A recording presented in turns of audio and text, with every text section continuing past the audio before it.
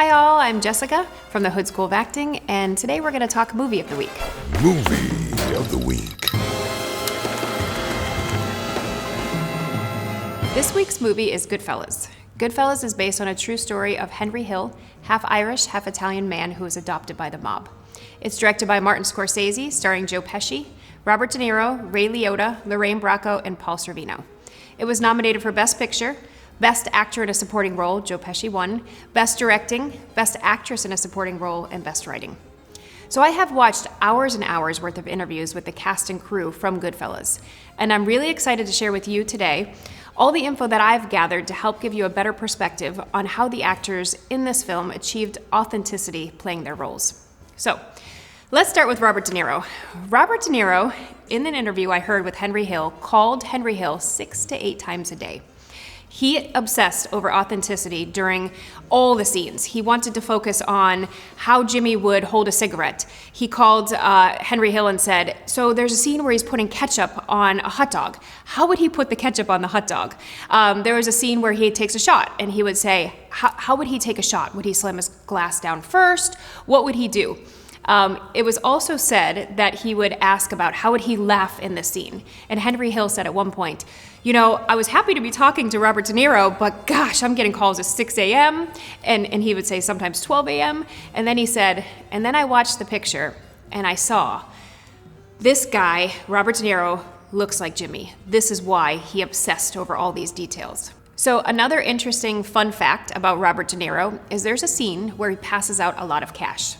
And the prop master handed him a stack of fake cash. Robert De Niro took the cash and felt it and said, this doesn't feel right. It's too light. I can't use fake cash.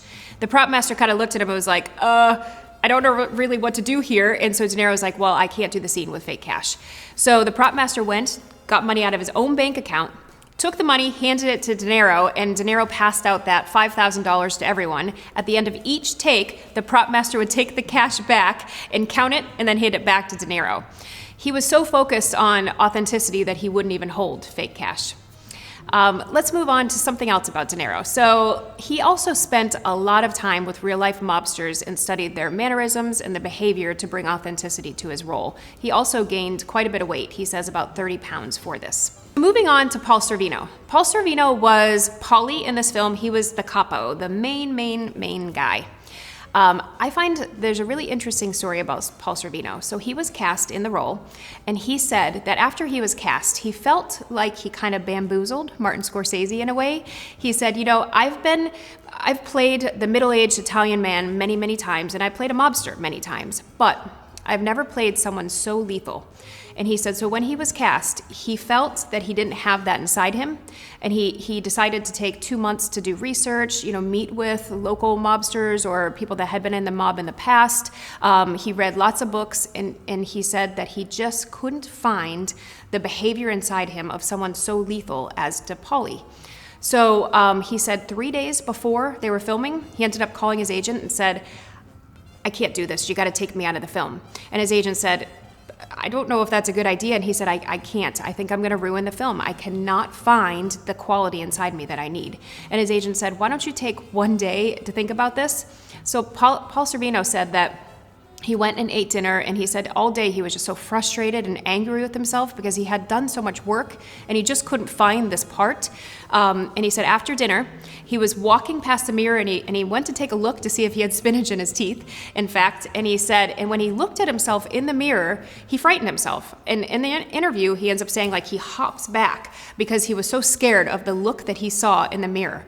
And he said when he saw that look, he realized in that moment, that's Paulie.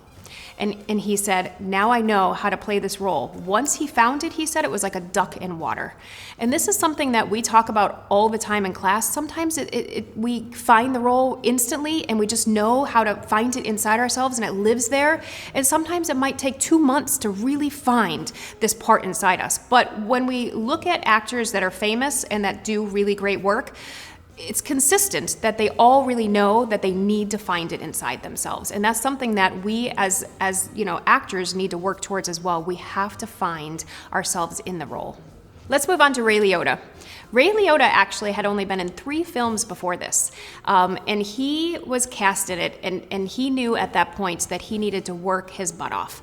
There's a couple really cool facts about Ray Liotta in particular.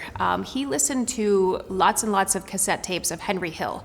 Now, Martin Scorsese didn't want him talking with the real Henry Hill because he didn't want him getting in his head, and because he was such a new actor, he wanted to make sure he was able to work with him on set instead. So what he did allow is for him to listen to interviews of Henry Hill. And Ray Liotta mentioned in an interview that his dad at one point came into his room and said, "Are you ever gonna get out of your room and live life and do anything?"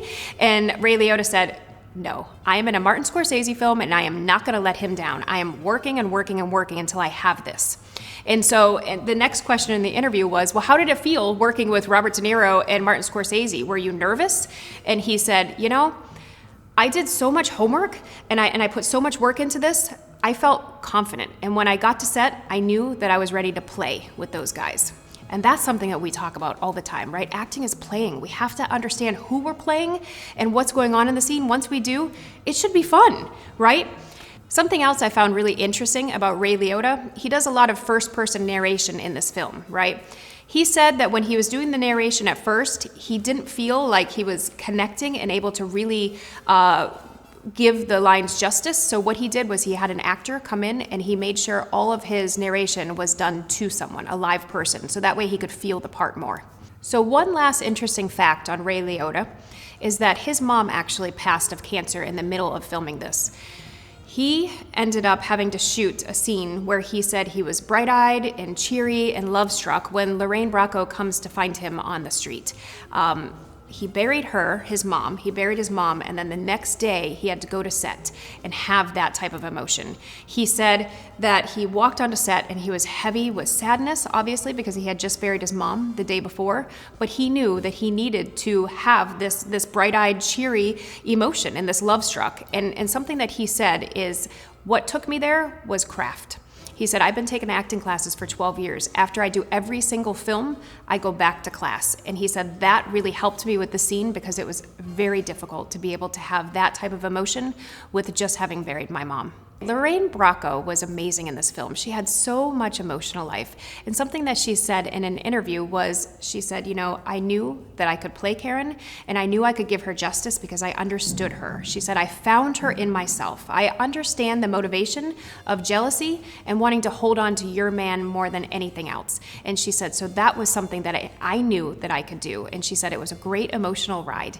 And this is something, again, we talk about all the time, right? We have to find ourselves in the role. We have to.